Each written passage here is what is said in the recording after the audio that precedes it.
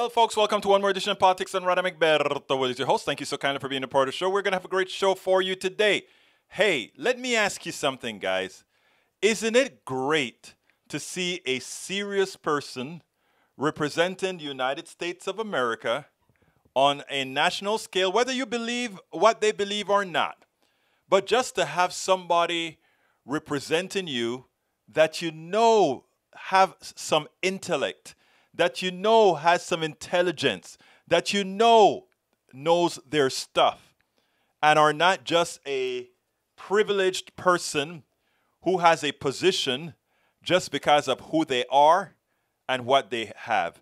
Isn't it a thing of beauty? You know, I just saying, I watched the entire thing this morning and just watched competence in action. Competence in action. You don't have to like Biden.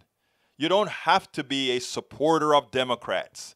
But you just have to be an American and say, my God, look at the representation that we currently have on the national scale. I can say I'm happy. Bridge MCP. Yes, not a clown. I agree with you. Bridge MCP. Julie Van Astel, welcome aboard. As well as my brother E2247, Sophia Williams, hello. Deborah Jean de LA, welcome aboard. Let's see. Let's go ahead and, hey, guys, you know that Rudnan starts us out very well, right? So Rudnan does his initial research. He says, Egberto, please pick and choose from whichever ones you want to read out. But if you're going to look it up, I'm going to read it out as quick as I can. All right, let's see. I'm about to go way over my usual 6 limit today. I'm going to have to come to New York and slow you down, brother. As all but this is the last one. Okay, let's go ahead. Predicting the future. Egberto, please put this on the screen. At least, okay, I can put that on the screen for you. I'll put it on the screen while I read your stuff. I think that is fair, don't you think? There you go. That's what Rudnan wants to get on the screen. All right, Michael Redden says, we're entering the second Gilded Age. Egberto, mind putting the second one up on the screen. Jesus Christ, Michael. All right, I will, but let's read the other ones here. Gabriel's billionaires reaching 20% of GDP. Imagine that. Billionaire wealth reaching 20% of GDP. Risk of overheating? No, it's risk of not economic collapse. It's risk of creating dissension. That's what it's all about. Michael Rudden also says, there's a pattern of wealth transfer. Egberto the third and oh, God. You're taking over my show, brother. All right, let's see. Sweden's billionaire booms sparks pandemic tax dilemma. I'm surprised about Sweden being on this chart above. All right, I'm going to put your charts up one by one for you. I think, look, that you found those things. I think our income inequality and that sort of stuff is a very important subject. I really do. So there's his first one. I think you guys have seen it by now. Here is his second one, which I think it's a good one. Wealth of the top 400 Americans as a fraction of GDP. And he says by May 1st, 21st, it reached almost 20%. That's an important chart to miss. And if you take a look at when the dips have occurred, we know all those incidences where the dips have actually occurred. And the other one that he wants to put up, Michael Rudnan, that is, I don't see. Okay, that's you actually brought that from Twitter. Let's see the other one that you'd like to see. Para ver. The rise of income and wealth inequality in America, evidence from distribution macroeconomics. That's actually a PDF show. Hey, guys, take a look at all the links that Rudnan has placed in the feed today. They're very informational, and luckily today that's on our subject as well from a point thing that I'm doing from if we get to it, that is. Okay, let's continue. Para ver, Vermont drops all leaked data reveals tax code rigged towards the rich. You think? We spoke about that a couple days ago. Vermont drops all COVID restrictions as first state to reach 80% vaccination. That is a great accomplishment for them. I hope the rest of the nation catches up and reaches herd immunity by vaccination so that we can finally put this pandemic behind us while we wait the hesitant, overworked. There's the matter of disturbing the excess, ensuring enough vaccination doses for the rest of the world. And that's the magic. We won't get over this until the rest of the world does. Because if the rest of the world continues in the pandemic stage, what it means is that the virus will mutate and eventually, likely our vaccines will no longer give us immunity to that. And again, we'll have to go ahead and go back to the drawing board. And if we have to be revaccinated, etc., at some time, well, you know, we need to save the world. Greta Thunberg made fun of world leaders for prioritizing steak and lobster over global climate crisis. Thus far, those summits have been a colossal waste of time, offering lip service to an existential threat that they are barely addressed. We've got about 5 years to start building infrastructure to get us to 100% renewables by 2030. Our global warming is out of our hands. Time's almost up. The climate... yeah, you know, there's a guy that's been contacting me about climate change. He wants to be on the program. I'll see if I can get him onto the program. Continue reading that. Angry Texans lashed out at ERCOT after residents asked to reduce electric use amid heat wave. We did that yesterday. Texas Power Grid has a lot of problems this year after the winterization debacle. The United States Southwest, including Texas, are also likely to have 100-degree heat waves soon. Anyone without working air conditioner will be in trouble. And you know what's so funny about it? They still refuse to pass laws to put us back on the national grid. Ridiculous, ridiculous, ridiculous. Julie Van Asdale, I didn't get a notification today. Please go ahead and make sure that you have it turned on. But sometimes YouTube gets iffy with notifications. E2247, my brother, 6/16/21, new press release. Hearing on January 6th insurrection. Read it on the U.S. House Oversight Reform Committee. I see you. All right, let's see. House Oversight, full hearing, video, and documents. Thank you for providing that information, E2247. You're a good man. Continuing to read my peeps. E2247 says Garland is acting like Mueller did, doing nothing that might hurt the institution of the DOJ, the presidency, enough cover-ups. I'm still holding back E2247. I don't want to really get on. I don't want to get on his case yet, but somehow it is starting to get to me. What you're saying there, that you know, why aren't they doing more? I'm with you there. I'm with you there. All right, let's see what else we got here for AVQ. Anyone who can't read text on the bottom left, be sure to wash your hands and it'll be well. If they come clean, plainly saying, this is from E2247. If they come clean, plainly saying every 10 minutes the word corruption, in reference to 45 administration of his transnational crime syndicate masquerading as a government. Actually, Tom Hartman wrote a piece about us using the word corruption more to reference anything on the right, which is true because most of the stuff on the right now has to do with corruption. Bridge MCP gave us a little news report. Take a look at it. Let's see. New York lifts virtually all coronavirus restrictions. Thank you for that. And let's see. Sophia Williams says, it's sad to me how McConnell got mad because someone leaked that billionaires don't pay taxes, wanting to prosecute that person that leaked it. I know you should be mad that they're not paying taxes, right, Sophia? Exactly right. Okay, let's see. Exactly. Coming back. Okay, I need to get started, so let me see what else I've got to read here. Egberto, what do you think about the bipartisan Juneteenth law passed?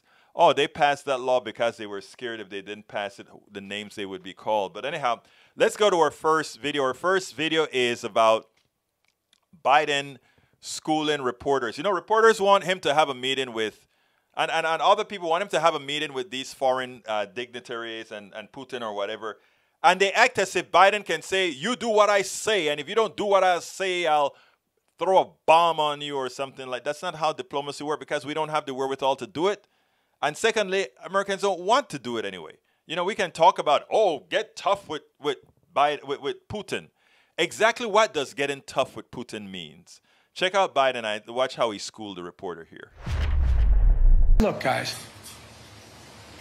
I know we make foreign policy out to be this great, great skill that somehow is sort of like a secret code. All foreign policies is a logical extension of personal relationships. It's the way human nature functions. And understand, when you run a country that does not abide by international norms, and yet you need those international norms to be somehow managed so that you can participate in the benefits that flow from them, it hurts you. That's not a satisfying answer. Biden said he'd invade Russia. It's not. By the way, that was a joke. That's not true. But my generic point is, it is more complicated than that. I think it is so important for people to get that. He made a joke. Oh, Biden said he's going to invade Russia. Because that is how silly it is when reporters get out there and start saying, did you get tough on Russia? Why don't you get tough on Putin? Putin did all these bad things. Why don't you get real tough on him? Okay, let's get tough on Putin. What would you suggest that I do?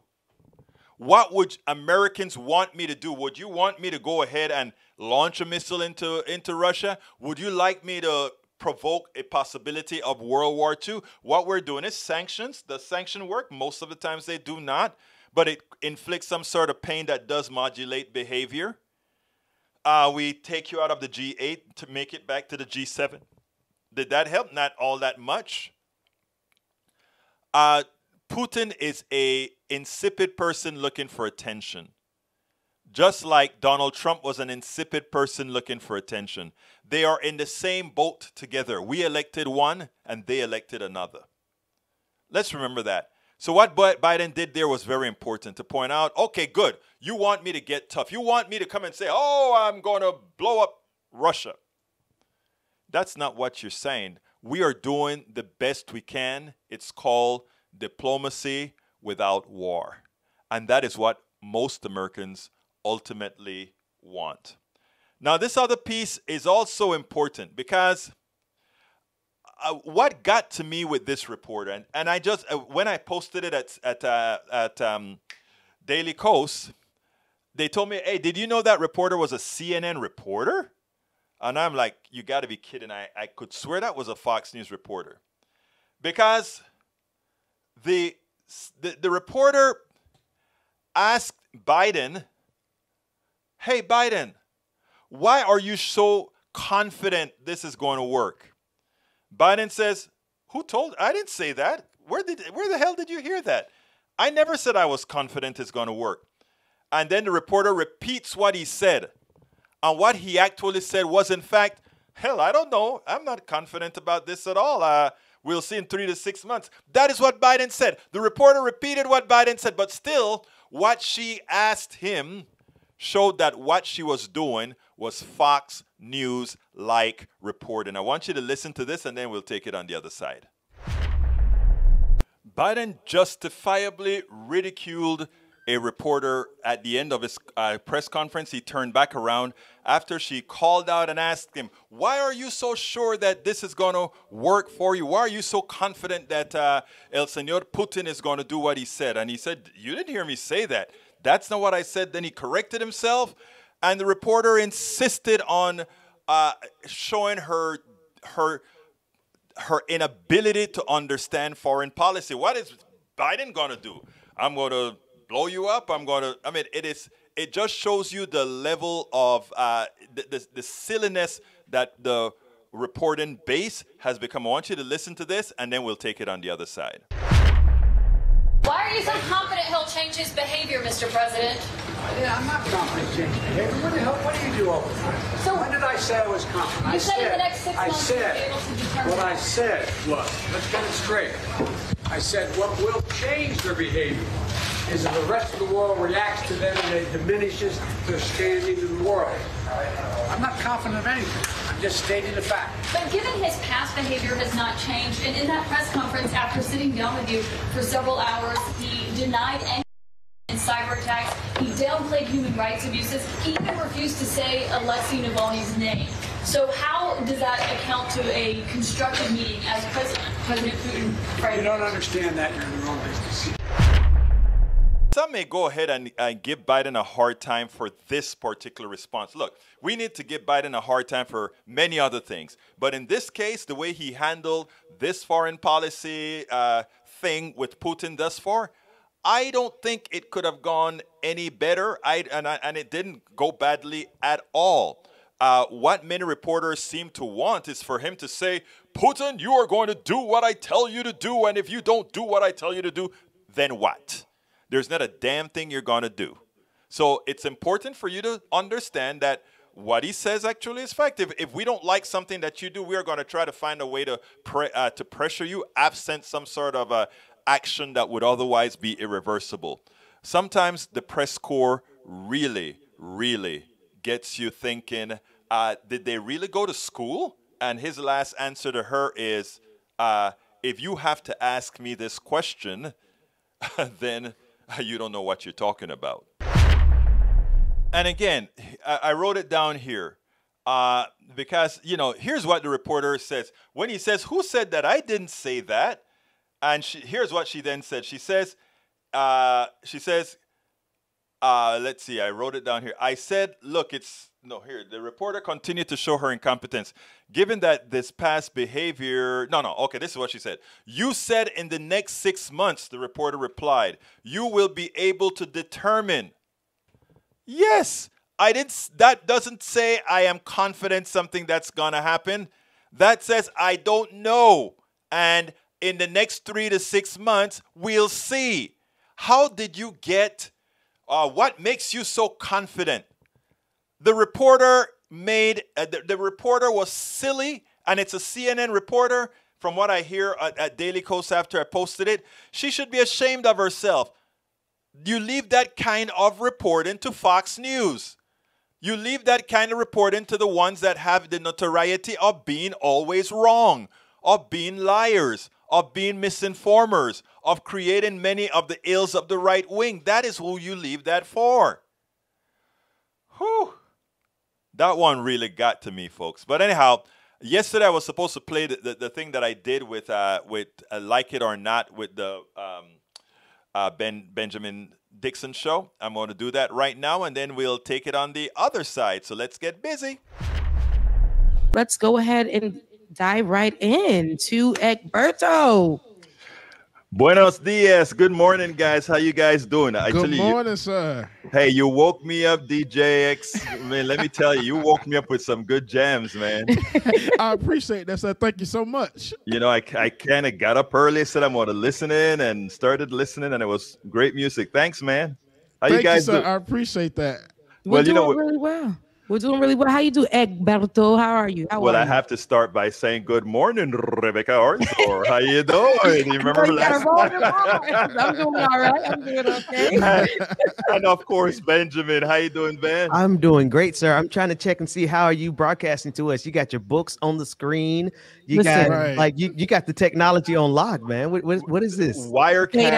Wirecast broadcast, man. So I said, since I'm coming on the real show, I needed to kind of make sure that I was all set up the right way, I love it. No, I'm getting ideas, but it's great to see you, man. It's always good to have you here, and I like to pair you with Rebecca because y'all can do those R's. I can't. I got the thump thump. That's all I got. That is not.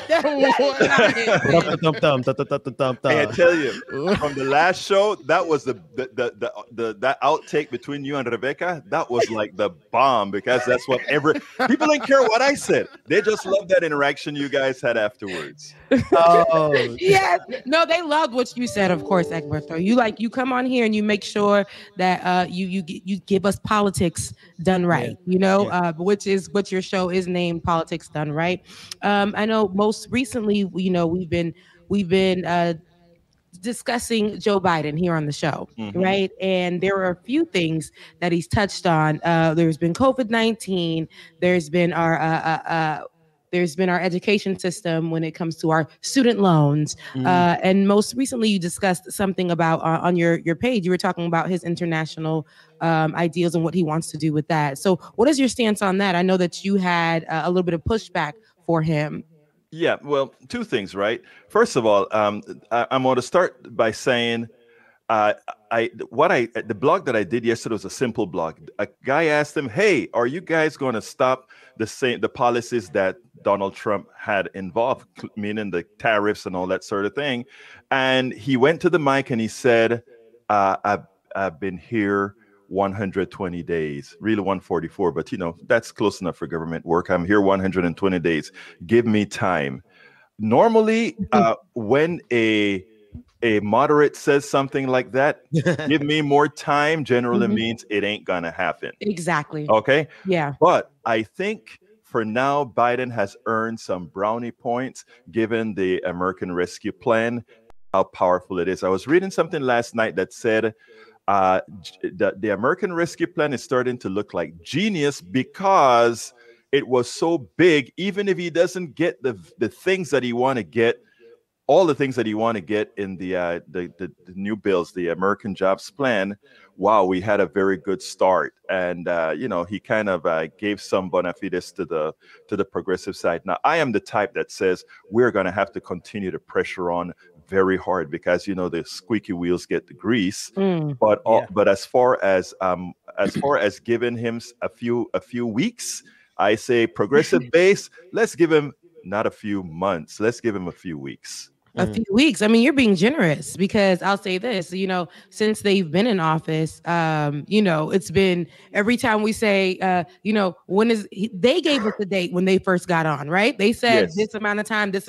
Yes. And, so they gave us that expectation, right? So then when we held them accountable, it was like, hey, don't forget, I just walked in here, okay? And then they're like, okay, give me a few more weeks. And we give them a few more weeks. And it's like every time we say we're going to give a few more weeks, what happens? They say, give me a few more weeks. Like, hey, I'm new. I'm brand new. I just walked into the White House. I just took the seat. Cut me some slack here, But Rebecca, first of all, let me just say, you're right. You should not, I can say as, this guy that tries to put all these things together, let's give him a few more weeks. Yeah. But I'm not going to come on the Benjamin Dixon and Rebecca Azar show and say, hey, you guys stop talking about forcing his hand. You have to keep forcing his hands no matter what. I'm speaking now from the analytical portion saying, okay, so far with the American Rescue Plan, you know what? That was bigger and better than I thought we could have ever gotten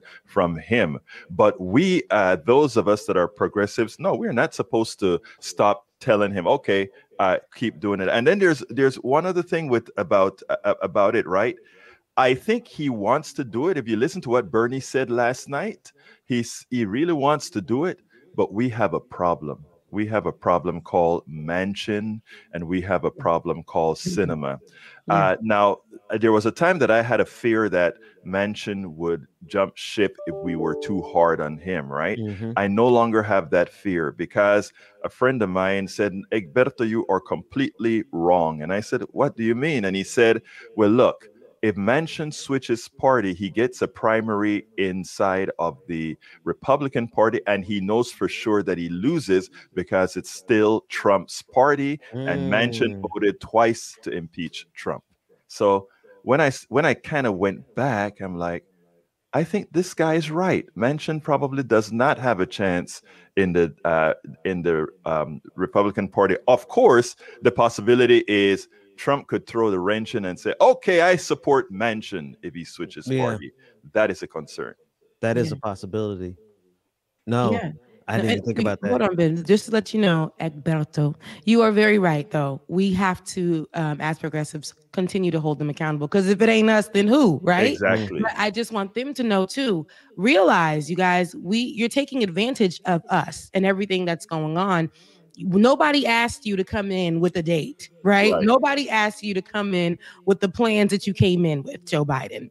There are a lot of things that you put on the map and everybody was so excited about internationally too. I mean, people in Haiti were excited to have Joe Biden here because of the things that he said he was going to do for the country. And then, even they were holding him accountable, but us right here in America were like, hey, you said this and you said this and you gave us this time frame. Now you want us to forget about this and stick to whatever plan that you're going to come up with tomorrow, which you're going to change again, give yourself more padding time. But yes, we got to keep holding them accountable because the more that we do speak against them, it's not like how we used to do politics back in the days where it was like, it was forbidden to speak against your president or your leader.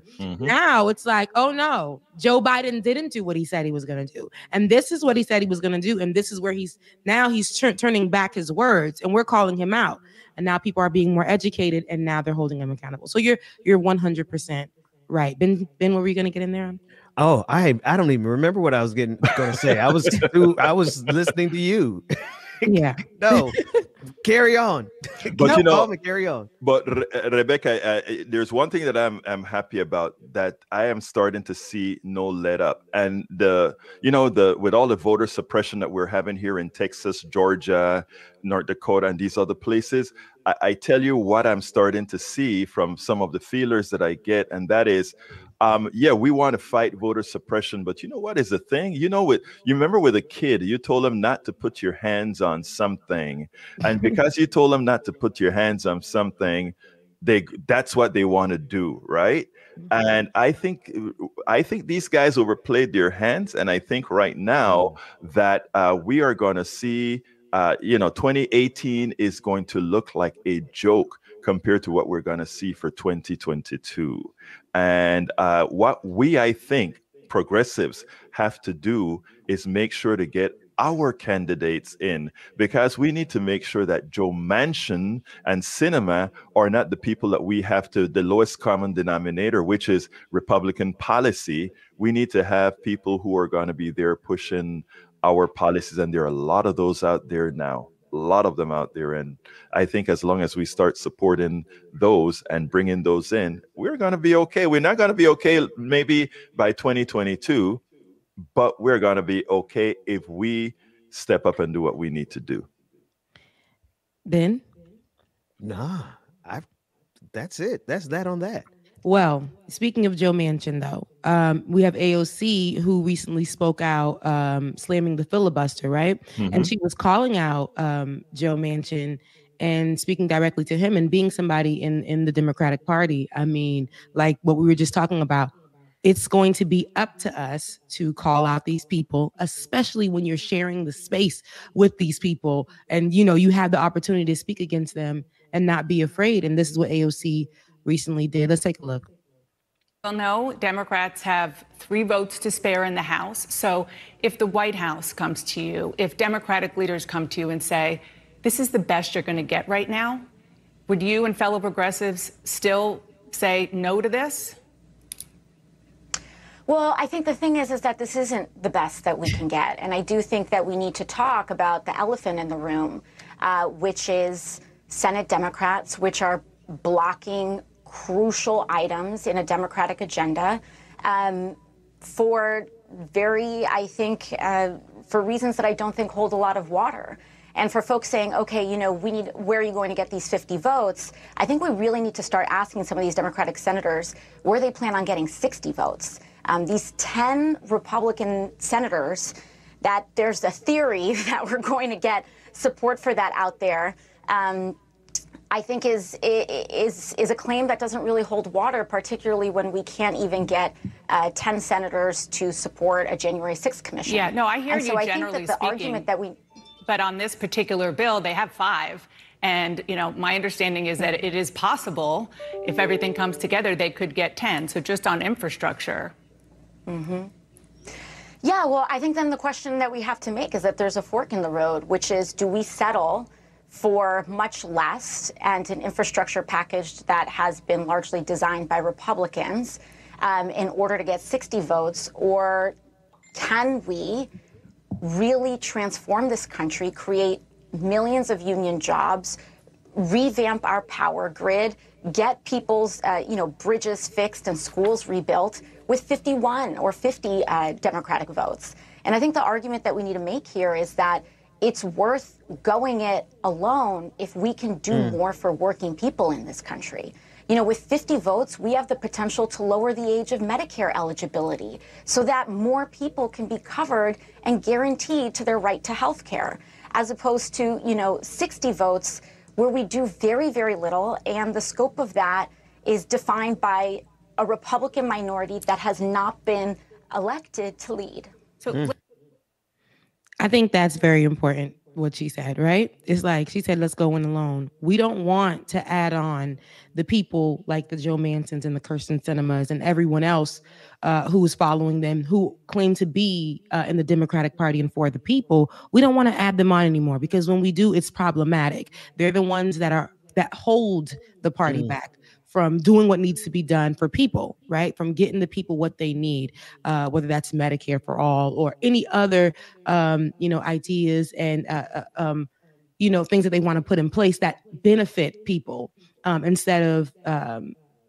bring us more apart. And that is what the Kirsten Sinemas and the Joe Mancins are put in place to do, because they say they represent something that's supposed to represent what AOC represents, right? Yet they have these ideals and these ways that benefit the Republican Party. So what she's saying to me is really on point. What's your take on it, Egberto? Rebecca, let me tell you what I am very concerned about. Narrative. We have all the numbers in favor of progressives right now. If you do all the polls for the voting, the S1 bill, the voting bill, 70% support, including inside of West Virginia. If we take a look at Medicare for all, 65% support. If we take a look at family leave, all these things have true bipartisan support, right? So the one part of when I saw AOC and I was watching her on CNN, I was on the screen pulling strings saying, please say this, please say this, please say this. Please say that most Americans support what we want. Please say that what these guys are, that it's not bipartisan to go with what Republicans want in Congress now. That is anti-bipartisan. What the Republicans are asking for, what the Democrats are asking, what the people are asking for, including their constituents. And we are not saying that. We are just saying we're trying to be bipartisan. We are not trying to be bipartisan. We are trying to be bi-Republican. Come on, man. That's good. A word. That's good. Yeah. Yeah. Thinking about even the way they're framing it, fighting back is poor. They're really good at which begs the question, are they doing this on purpose? Oh my God, Ben, why did you say that? Because I actually said that when we talk about the establishment, many times we talk about the establishment Democrats and the establishment Republicans. There's no establishment Democrats and their establishment Republicans. There is the left, there's the establishment, and then there's the right. Yeah. That is what we have in this country, and they protect each other. In other words, the establishment Democrats protect the establishment Republicans. And what we have to start doing is pointing that out, because we have to peel, in my opinion, we have to peel off the marginal establishment Democrats onto our side and the marginal Republican. And believe it, there is the numbers say there is a coalition to be had between even some not in the establishment, but on the right of the establishment for some of the policies that we actually support and want. So it's not as though some of the people who are on the left have the wrong diagnosis. It is one party. Yes. Right. Yes. But the solutions that they're offering aren't really the solutions to fixing this. Like, let's just, forcing the vote would not fix the problem that we have right now. That is not only a barrier to 15 an hour, it's a barrier to Medicare for all. It's a barrier to voting rights. So what is the strategy? How do we actually get something done, Egberto? Well, I think what happens is that the play has always been the left will come along, and for the people on the right will come along. I think we're going to have to feel some short-term pain. I think we got enough policy to get some of us over the hump.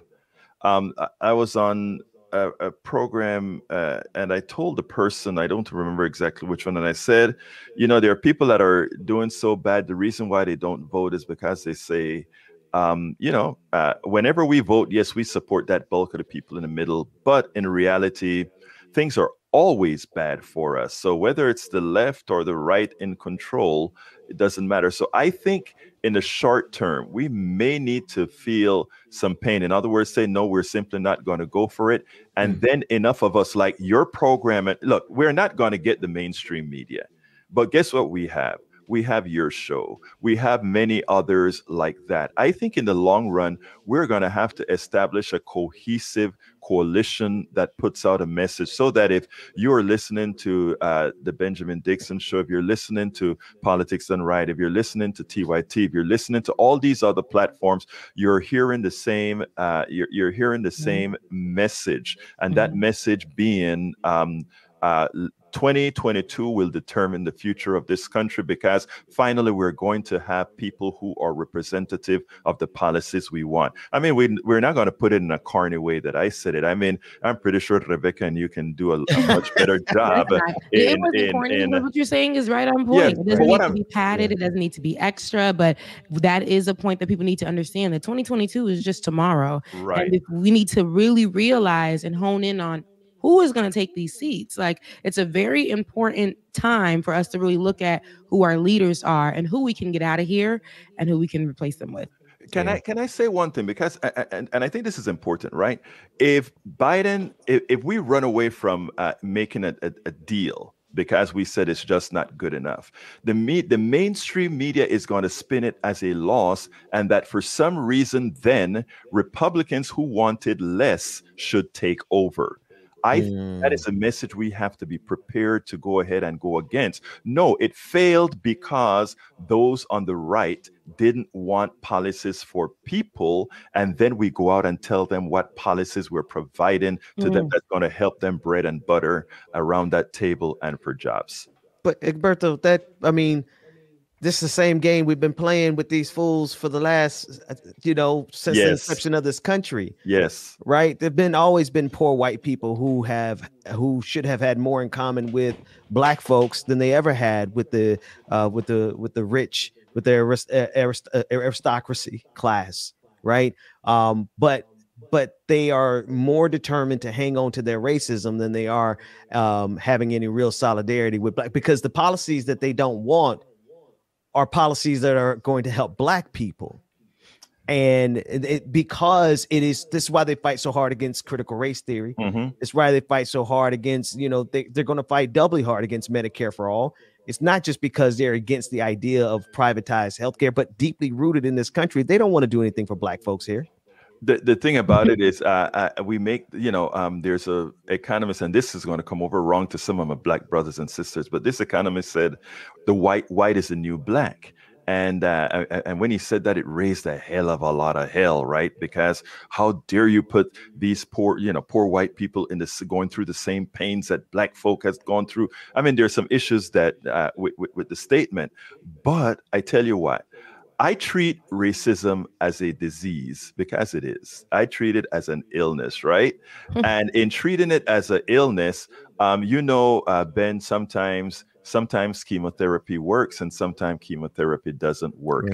Right, right now, the capitalism has hit so far the fan. If you talk to guys like Richard Wolff and these guys, you see that it is so dysfunctional now that, look, you can be the biggest racist on the planet, but if you're starving and things continue to get worse, you're in the foxhole with a brother, guess what happens? So I am, like I tell people, I'm not trying, like I live in a very red area. I'm not trying to get people, and there are quite a few racists as well. I'm not trying to get you to love me.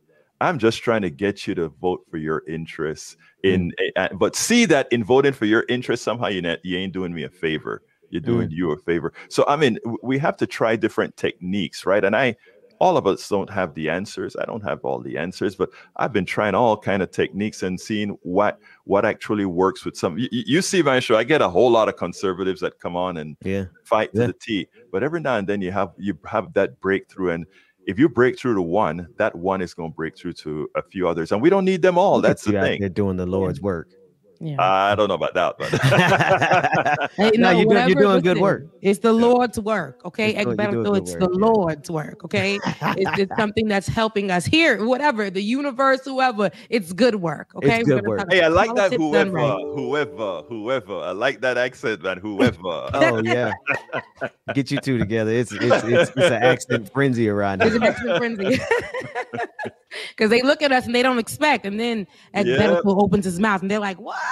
What the hell is that? You know, I get it. I'm right here with you. I get it. So, but it was definitely good having you on this morning. You know, we would have loved to keep you forever and ever. So you're definitely coming back because you're our best friend to the show. You're like our cousin to the show. You know, I love your show because I think you guys are young, you're active, you're doing stuff. That is all the things that we need because that's what's going to change the country, my friends. That is what's going to do it. You guys going to do it. Thank you. And then having you guys as well, because I don't know, I don't want to call you not young because to me, we still young and fresh. Okay. Yeah, we young, man. We young. Yeah, we young. So even the people, anybody who's doing the work in this space, you guys are assisting us, paving the road for us to do what we need to do. And you're definitely getting in there and getting in those others' face, the opposition's face, head on. So that's the best part of it. So continue to do what you do, and we will see you again, my friend. Thank you so kindly. Y'all have a wonderful day, and it was an honor being with you. Thank you. Pleasure was ours. I simply love Rebecca and Ben and DJ Triple X. We have a lot of fun when I'm on their show. I did that, I think yesterday or the day before. The day before, I think I did that. Listen, it is important that we unite a lot of the different progressive media sources together and put all of this out together because the mainstream media, as you can see what they did. Hey, Maywood from California, welcome aboard. You see what they did to Biden today. Even CNN, you can't trust any of them because they're doing the corporate. There's a story that I want to tell you guys about. And who knows about Project Veritas? Project Veritas is a down low scoundrel guy who goes around and he tries to get liberals or whatever to make mistakes on camera, and then they come across and they put it on the news and try to discredit you. They actually were responsible for a very important organization falling apart. I can't remember the name of the organization. But anyway, and it was on false pretenses. It's how they edit the stuff and that sort of stuff. But anyhow, there's one thing I want to talk about because in as much as I don't like what they do, here in Houston, Project Veritas actually did one good thing. And this is a story in Houston. There's this reporter. Her name is Ivory Acorn. Acorn, that's the name of it, Acorn. They destroyed Acorn. But there's this reporter her name is Ivory Hecker. And what she did is you could see that what they wanted to do is put some anti-vax stuff in. And the Fox News and 26 didn't do it. But what she did, they don't know that they're helping the left side or helping what we talk about, the mainstream media, but they did. She taped her boss, the manager. And what she found out is two things. The manager said, I am not playing anything about Bitcoin at 5 o'clock because poor black people are watching Fox News at 5 o'clock and that we won't hold our audience by doing that. That's number one. But the most important thing that I got out of that Project Veritas report, why I tell everybody you must listen to everything. I am not going to promote Project Veritas because they're liars, right? But if I can use Project Veritas to some of the reporting that they do, or I can extract some of the reporting that they do, verify it and validate it, I'm going to use it. They did it because they did something that very few people did in this case. This girl went ahead and taped her manager saying, the reason we won't put these things on air is that our advertisers won't like it. And that was what was so important. That was what's so important. Eric Hayes says, Cron says was not too strong what she's had. Look, of course Fox is going to say of course they're going to say it's not too strong. Because what she did there is she told the unfortunate truth about what occurs with producers at mainstream media.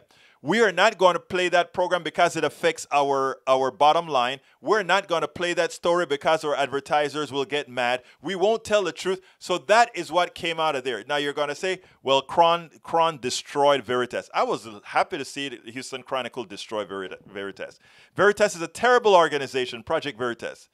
But what that reporter did by explaining what the mainstream media does, which means they not only lie, but they hold back stories or change stories to suit the people who are paying the bill. That's what it's all about. I'm talking about people who are paying the bill. When it comes to politics done right, this is y'all's show. And the people that I owe allegiance to are not advertisers.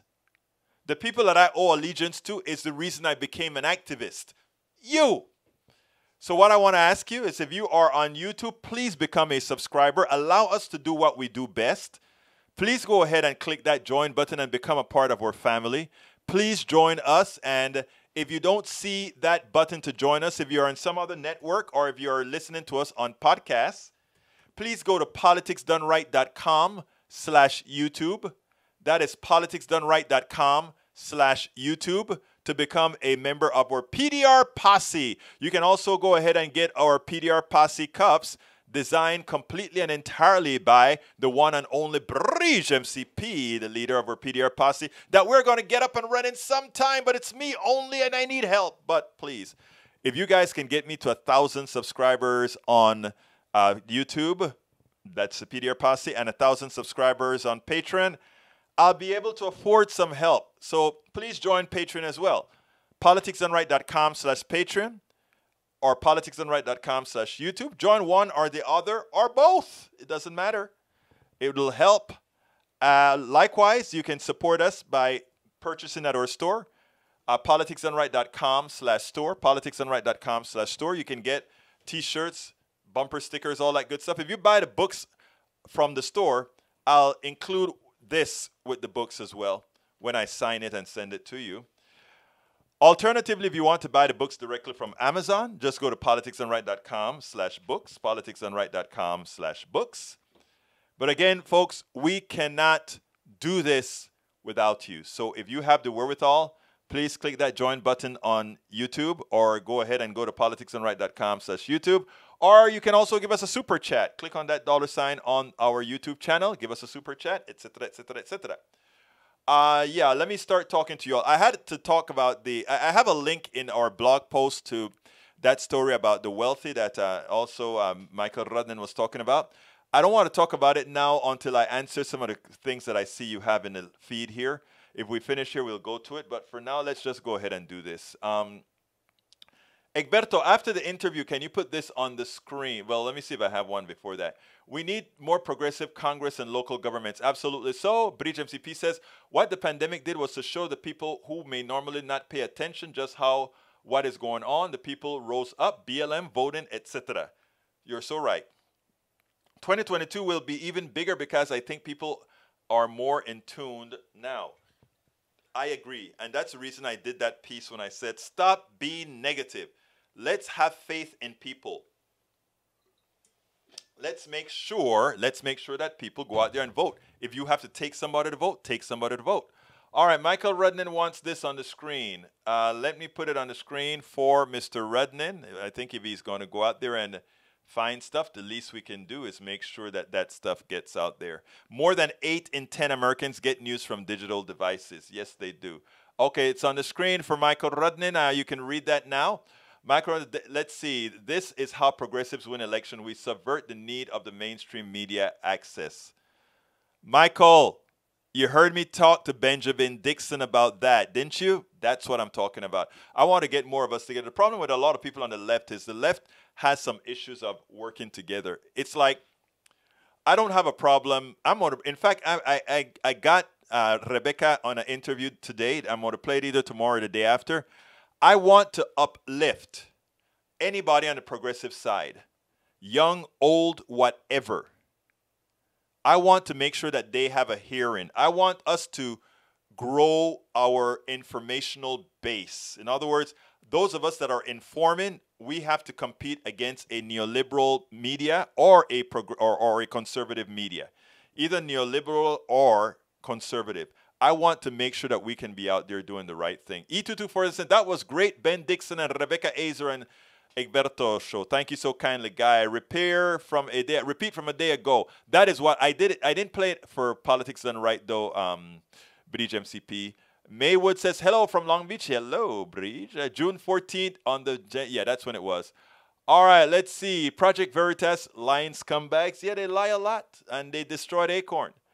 Let's see. Linda Joe Kissinger says, Project Veritas has also faked video and changed people's words. All the time they do that. The difference here is this. She had the video of the woman speaking, and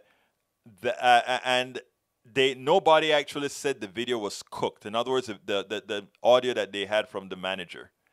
All right, Cron was not too strong. I won't read that. Let's see. Hey, Eric Hayes says, Cron is a left-wing paper. What? Are you crazy? The Chronicle is nowhere even close to left-wing. What happens? Well, I'm not going to go there. E2247 says, Russian rank and file citizenry refusing to take Sputnik vaccine. They don't trust Putin, who promotes that vaccine. True. I can understand why. Eric Hayes says, need more people to tell the truth and not narrative. So when did the truth and narrative... Look. A narrative is something that explains something else.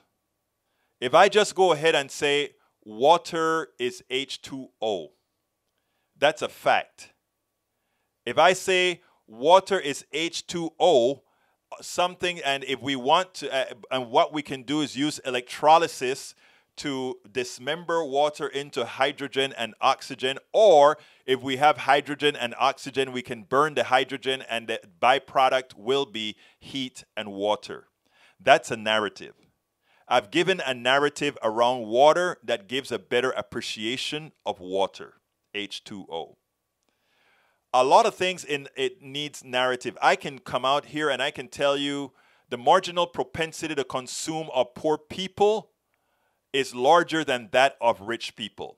And that's a complete statement and it says everything. But if I want most people to understand that statement, I would have to say the marginal propensity to consume of poor people is greater than rich people. And that is the reason why we need to give tax breaks and basic income to poor people. What does marginal propensity to consume means? It means that if you, for every additional dollar, will you spend it or save it? A rich person, the marginal propensity they will have is to save that dollar. The marginal propensity to consume of the poor person is to spend that dollar. When that dollar is spent, you get more economic activity. That's a narrative. And the reason you have a narrative is to explain what you're trying to say. Now, narratives can be truthful or narratives can lie. I give truthful narratives to explain otherwise sometimes difficult statements. The right uses narratives to lie to you and to give you a false belief. A good narrative on the right would be if you get Medicare for all, you lose the ability to have your own doctor. And how is that? And they are going to choose the medicines for you. That's a false narrative. That is a true narrative for private health care. Private health care, they tell you what doctor you can go to. They tell you what medicines you can have and all these other things. So the right gives you a lying narrative. Some people choose to believe the lying narrative of the right. When I tell you a narrative, as you can see, and I always like to put my little bragging stuff up here, right-wing narrative from OAN, low, from Fox News, what is it? Low. From Newsmax, low. From Politics Done Right, high. Okay? Enough said. Enough said. Those of you who get your sources from Fox News, Newsmax, or OAN, the narrative is a lying narrative. If you're coming to the Ben Dixon Show, if you're coming to egbertowillies.com, Politics Done Right, you get the truth. That's that's just how it is. Yes, Project Veritas is a nonprofit. Just about anything can be a nonprofit. Michael Rodden says, New York Times is left. That's a joke. How can you be the left when you supported a war? Thank you very much for making that point, Rodden. No, Eric, New York Times is not a left lingo paper either. Some H2O is made with deuterium and even some made with tritium. Yeah, it's called heavy water, though. When it's made with deuterium, it actually is H3O, I believe, and that is heavy water used in nuclear reactions to slow down the neutrons that are going to hit the core.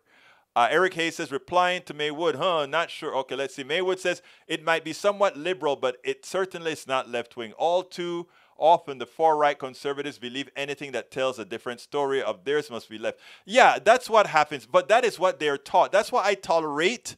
That's why I have tolerance for folks on the right. The reason why is I understand the truth. And some people say, well, you mean your truth? No, I mean fact-based truth. Fact-based truth, that's all.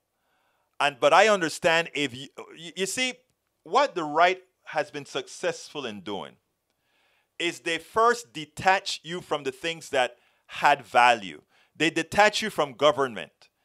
In other words, they instill in your mind that government is evil. But they forget to tell you that government is only as evil as you make it, because government is we the people.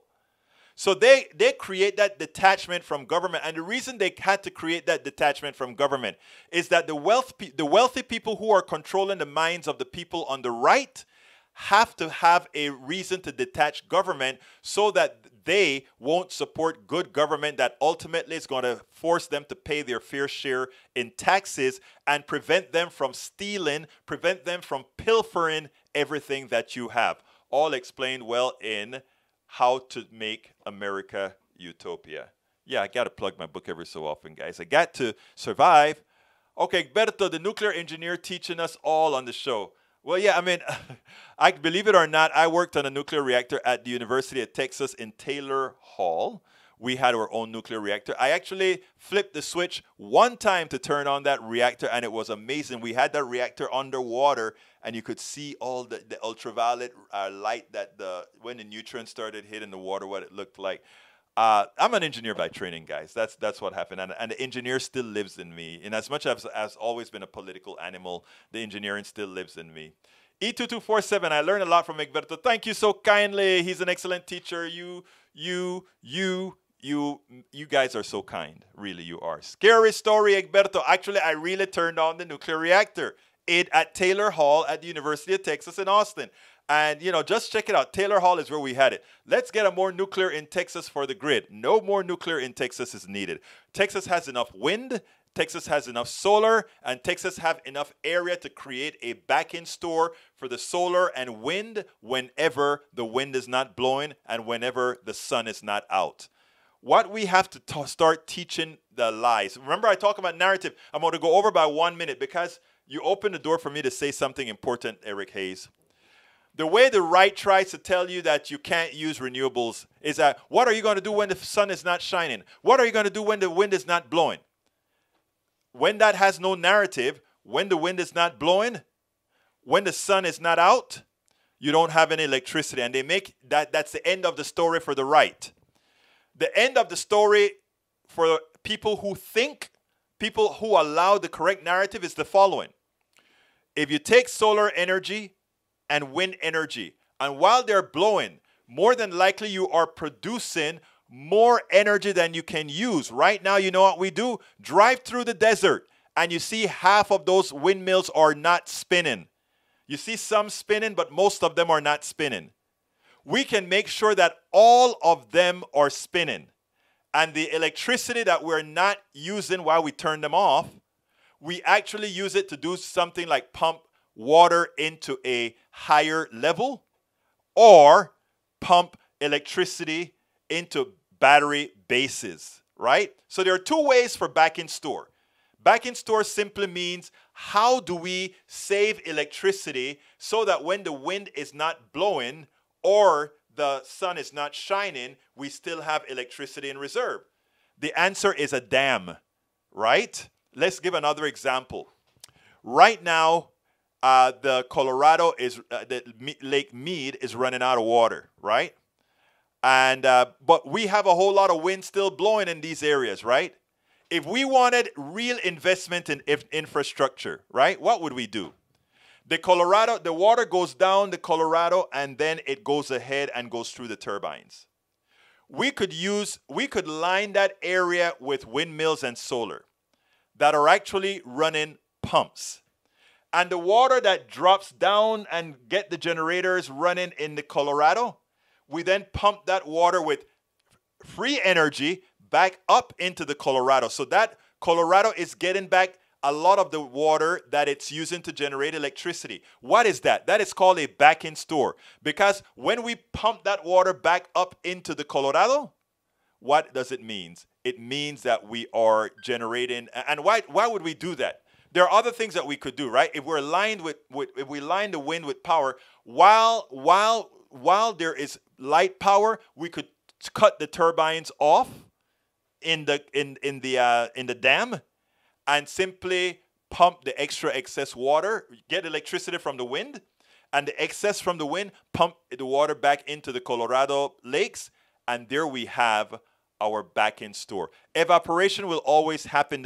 What you have to talk about is not just evaporation, but the rate of evaporation versus the rate of replenishment. And the rate of replenishment is always, or most of the times, much higher than evaporation. Because remember, evaporation occurs at the surface, and then you have meters of actual water at a temperature that is below the vapor pressure of water. That is what happens. Anyhow, I got to get out of here. Folks, please remember, support us. Go to our Patreon, politicsdoneright.com/Patreon, politicsdoneright.com/Patreon. Support us.